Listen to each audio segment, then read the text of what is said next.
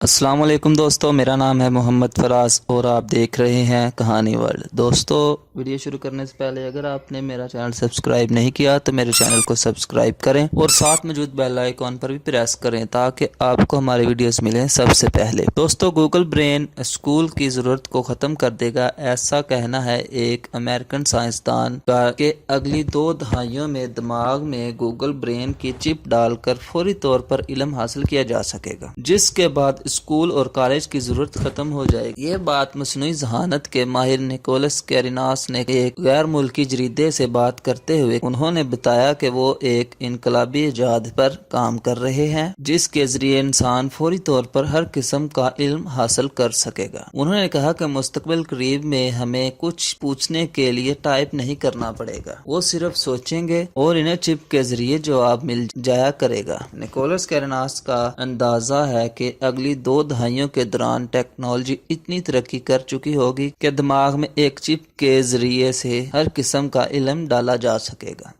ان کا کہنا ہے کہ جب گوگل آپ کے دماغ میں بیٹھا ہوگا تو کچھ بھی جاننا ناممکن نہیں رہے گا۔ 8 سال کے بچے سے لے کر 80 سال کے بوڑھے تک اس ٹیکنالوجی سے فائدہ اٹھا سکیں گے۔